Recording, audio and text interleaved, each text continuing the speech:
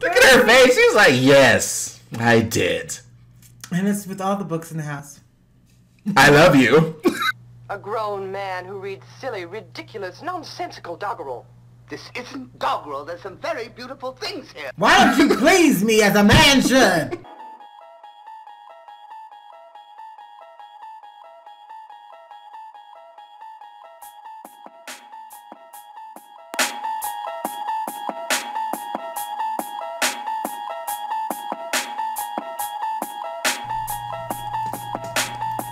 You unlock this door with the key of imagination. Beyond it is another dimension. A dimension of sound, a dimension of sight, a dimension of mind. You're moving into a land of both shadow and substance, of things and ideas. That's the signpost up ahead. Your next stop, the Twilight Zone.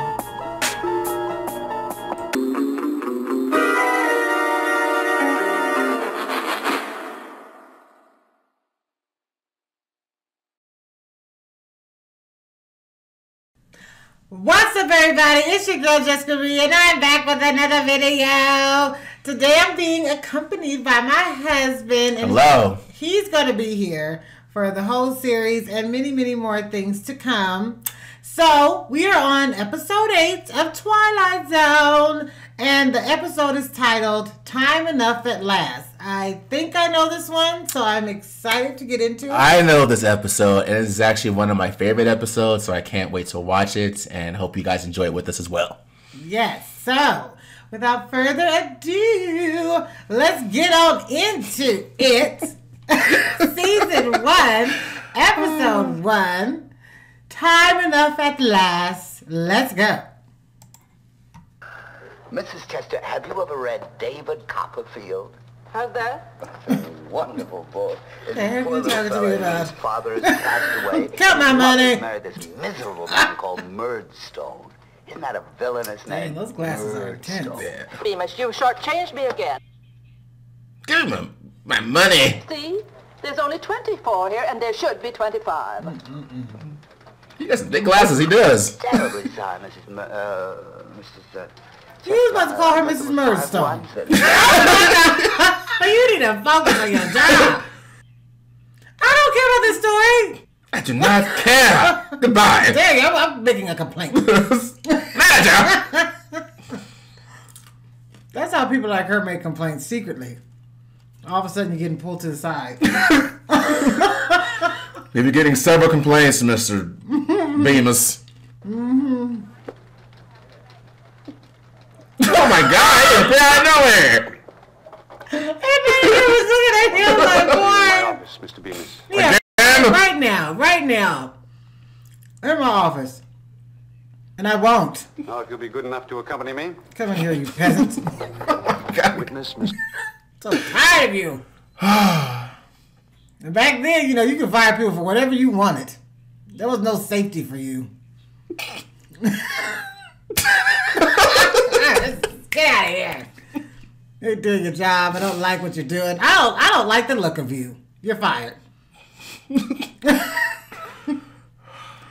how that manager's walking. He's serious. He's We're about just getting started, y'all, so enjoy this episode. Jessica. He's getting right to the I point. shall arrive via the following route, which is namely, what constitutes an efficient member of this organization. He looks so lost. You, Mr. Bemis, do not function within the organization. You are neither an efficient bank teller nor a proficient employee. Are a reader. A reader? A reader. Yes. A reader of books, magazines, periodicals, newspapers. Or you'll find yourself outdoors on a park bench reading from morning till night. You for said want you're of going to be having a job. homeless. Do I make myself perfectly clear? I'm sorry, you can't talk to me that way. I'm sorry. You ain't doing your job. When I get home at night and try to pick up a newspaper, she yanks it out of my hand. Well, I got so desperate that I found myself trying to read the labels on the condiment bottles on the table. Give my reaction to this. exactly. Your wife is an amazingly bright woman. I should bring her here to the job. Reading campaign buttons on customers' lapels. Looking at You will women's recall, breasts. Bemis, the young lady who took considerable exception to That's this what the by lapels with her said. umbrella. Jessica. Good day, Who Beamer. are you voting for? Sorry. You get your head I guess out his of wife the would be a good teller. or you're fired. Anyone's a good Wait, teller. what are you doing? What? Right in front of the boss. He just told you to get fired. Do that outside. You could do that secretly. And then what you gonna do when you get home? Tell your wife you were fired. Yes, dear, I'm in the living I'm room. sure some women still do that. You want more coffee or don't you? I won't Look at him. tolerate a husband of mine sacrificing the art of conversation. Yes, talk to me. She does. He Playing messed cards up the tonight. love. I want you to change your shirt. Yes. We're going over to the Phillips house. The party's About gonna be 15 reading there. minutes. All right, I'll be ready on time. See that you are. She is so deprived. We're gonna have fun. We're playing cards. She's a deprived woman. She does He not hasn't love done- him. I think she just knows, and he No, works, She and hasn't gotten any love. he needs to be a librarian. What have you got, Henry? Oh my gosh. Got. And he wants to take that What's to this? the party. This, Isn't that odd? Now, how did that get here? a book of modern poetry. Yours, Henry? Would you like to read me some? She's being all Do nice. some.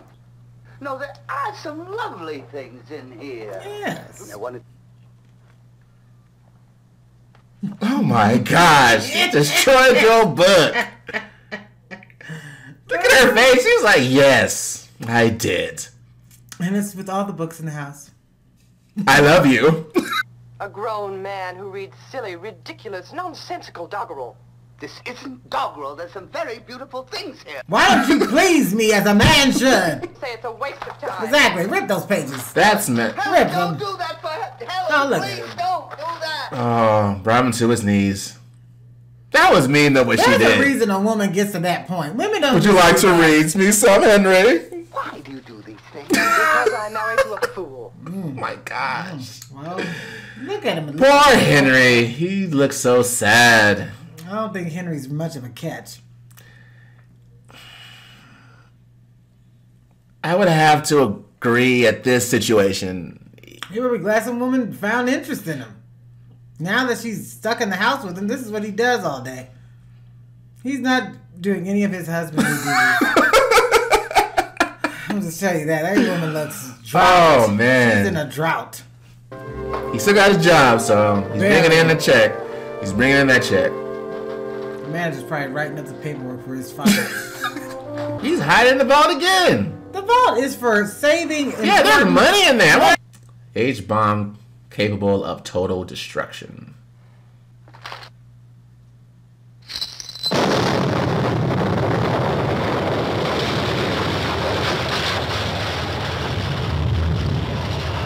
That would scare me. He has glasses on. Why don't you? Oh my God, sir! I think the radiation would still be pretty strong. And that place looks demolished. The essence. The manager. These things how are did he basic, make it? above all things. Just the qualities I've mentioned already. Oh, there's his hand. Miss Jackson, Oh. that's my I guess Thursday we night back. know. I don't think he made it. Dang, he was right in the middle of recording that. Is it still in his hand? Probably in the middle of firing him. I'm firing Mr. Bemis. The bank is pretty destroyed. Seconds, minutes, hours. They crawled by on hands and knees for Mr. Henry Bemis. The mailbox of what was once his house and is now a rubble. His house. Helen! Where are you? See, he wants his woman. He didn't appreciate people or life. Now look at you, Bemis. Why do you say it like that? Now look at you, Bemis. Now you want people. They're all dead. I was right there in the middle of the vault. I wasn't doing my job. I was... I was in the vault where I wasn't supposed to be. Lollygagging. That's why I'm alive. I'm not at all sure that I want to be alive. He's automatically going there? To not Well, want- he's alone. I mean, It hasn't been a day. He's already. loneliness is misery. Food enough to last for years, drinking beer. years and years and years. I ain't gonna sit on that couch. I don't know where that couch been. I would. Who cares? That didn't look.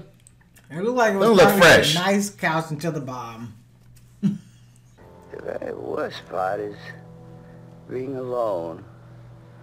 He's out in the elements, so This I'm is how guessing it's when it gets gonna be. nighttime. Sitting around I day guess there's no after animals. day, eating, He probably been smoking killed a too. cigarette. All that book reading, you don't know how to fix a car, I bet. He had some hope. I thought it was gonna start. That would have been nice. Probably just crash it reading a book while driving. Right, what do you do? This is solitude. I've never had much solitude. Exactly. You used to just love to ignore all the people in your life and read. Pop the hood and read things inside there. Those are the writings. He doesn't want to do that.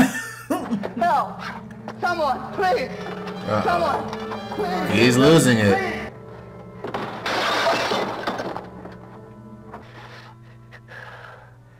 If it just weren't for the loneliness. Oh, I'm sure I'll be forgiven for this, I don't think the so. way things are. No, Got a man. library. All right. Go check it out. Yes. Happiness, Mr. Bemis. Yes, right on outside, Mr. Beavis. Gather those books. Collected works of Dickens, collected works of George Bernard Shaw, Harry Potter! What? What? books, all the books. Oh my gosh. All the books. I get to have my way. God. The next year, and the year after, and the year after that, the very best thing of all is there's time now. He's such a self-centered All the man. time I need and all the time I want. Oh, yeah. That's what you did your whole life.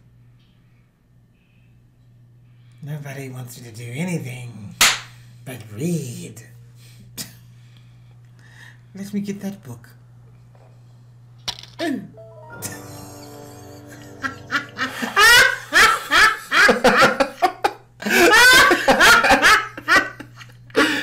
Oh my gosh. That is sad. It's sad. Oh, poor Mr. Oh my. Why did you put those glass pieces? What did you... Not fair at all. Oh, it isn't. There was time now. It's not fair. That's so messed up. That's what you get, Mr. Beavis. You ignored everybody. Now you get what you want and you can't see. Pick up those glass pieces. Then you might be able to read a book or two. It'll be slower, but you can read it. Since you're so obsessed. Oh, look at him. Now he's just going to sit here and sleep with these books. That's the end for you.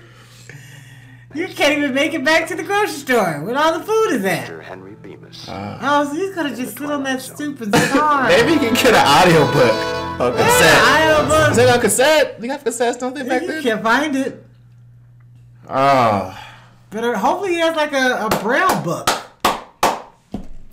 Okay. All right, you guys. Wait a second. All right.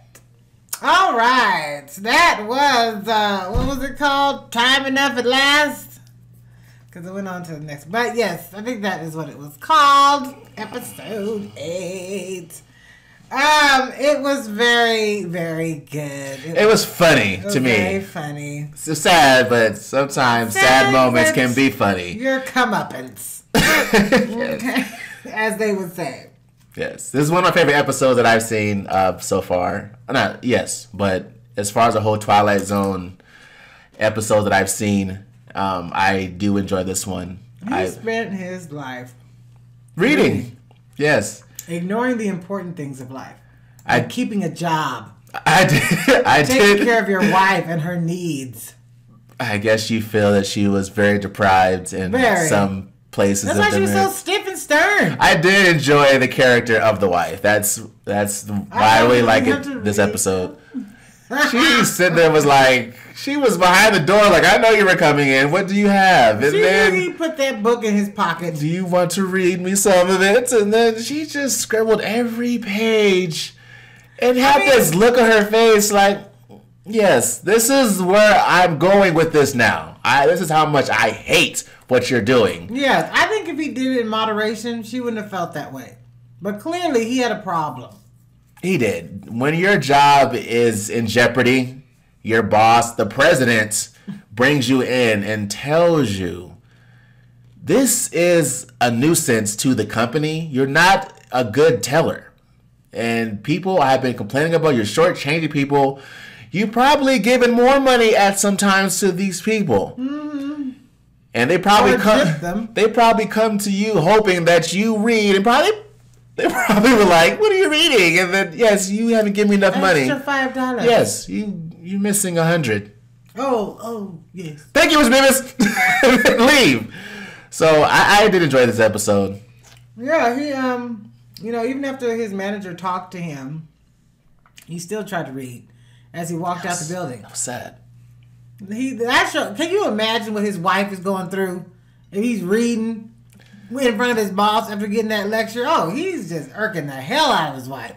She's probably sitting in that bed next to him, just waiting for something to go down. Ain't nothing going down. And he's reading. He's reading. Mr. Bemis should have joined. I'm reading about intimacy. I'm not going to do any intimacy. Some great stories about romance. I'm not even going to go there. Romantical time. Mr. Bemis should have joined a book club maybe 2-3 times a week and really been around people who had the same passion. It seemed like he enjoyed a lot of different stories and books. Passion. There's someone out there who likes reading to that degree. Maybe not that deep where you're reading condiments and prints and people's buttons on their shirts. His wife probably went all around the house scribbling everything that had words on it. She probably did. Even like the clothing labels. Scribble that out. I know how to wash it. I would assume, though, if he did have, like you said, a balance, if he did that outside of the house and came home, and when you're home, I don't want to hear anything. I don't want to see no reading. If you're taking a dump, okay, take your book in there. But other than that, come on. What? If you think, people like to read on the toilet. I know, but that's what you thought of? Well, that would be the only thing that would have been accepted in the house. If you want to read it while you're doing that, and don't pretend you got to take a dump. He would have been taking dumps for 5 hours. What's going on in there, honey? I'm just going. No, you're not. Give me the book.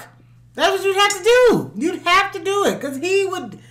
Oh, I can imagine. I think this episode was very amusing to me personally. Couldn't be with Mr. Bemis. He seemed like he was nice, but he was also very absent-minded of realities that you have to interact with people. He was caught up in his passion and his hobbies way too much, and like you said, didn't feel the need to do anything else, and was trying to fill every second of his day, it seems, to reading something, even while he's working. In that job, you have to have a lot of attention. Yeah. You can't just be sitting there reading and people... You got to greet the customers. You give people their money. Count their money. Give them their receipts if that's what they want. And he was shortchanging people. And she did not... lapels. She didn't seem very happy. Staring into women's breasts. I want to know who you vote for. What do you mean, sir? Just ask me. How about that? Talk. He didn't want to talk. No, I want to read it. Oh, God. You don't need to be with anybody. You deserve to be alone. In the That's end, why now you get time. He was alone. Yes, he was. But unfortunately... with all his books. He can't see. He better pick up a piece of those glasses. And hopefully there is an optometrist place, not a person. He ain't gonna find it. There's probably a glass warehouse somewhere. Pieces of his glasses and walk around to look to find it. That would be my mission. I would have tried to find somewhere where they sold glasses at Walmart, or CVS, or 99-cent store. You know, they have little reading glasses on the little displays. Hopefully, he kept trying some on that he could see something. But it was unfortunate for Mr. Bemis. Those bifocals are intense. I don't know. Yeah, he had a vision problem. Like, he could see cross space. The kind of glasses he had. They were thick. Very thick. I'm surprised they broke that easy. Those like they would have been very well made. How thick those glasses were. Yeah, they didn't fall that far. Maybe they would have got a little scratch, a little ding here, but they fell apart. And he picked it up and they just fell apart, disintegrated pretty much. Kept it together. Yeah, it's like wait. He should have heard the sound. The sound of it alone when it hit the ground sounded like shattering. In my mind, I would have been like, "Oh, this must have broke." Yeah, but I enjoyed the wife. I thought she was an interesting character. She's my favorite character. Which made this episode very entertaining for me. And what would you rate this episode? I'll say this is a 7 just because he got what he deserved. 7? I want to give this an 8. I think it was a strong 8, a good B. Yeah. A good B. Yeah. So far, it's up there for what we've seen so far. And I don't know if it's my favorite so far, but it's up there. It's very memorable. I think the one before was probably my favorite because it was just so entertaining. But I hope you guys enjoyed it. We're having a lot of fun. I'm having a lot of fun. I am. I really am enjoying this. This is something that we actually like to watch. We watch this on a normal night. Really. We'll just be like, you want to watch the Twilight Zone? And we pop it on and enjoy it. And New Year's time, when this came on when I was a kid, he used to have a marathon all the time, and I would record it. Oh, yeah. So I enjoy it. So this is actually a very good treat for me, and I hope you guys are really enjoying it. All right, you guys. So I think that is our conclusion of what we thought of it. We definitely gave you our ratings of it. So let me know how you guys felt about this episode in the comment section below. If you have anything you'd like to recommend to us that's in this time period, please leave that in the comment section below. Also, you guys, don't forget to like, comment, share, and subscribe. And also hit that notification bell so you can be informed every time we drop a video. And with that being said, you guys, please stay safe, stay blessed, and I will see you for another video. All right, y'all. Bye.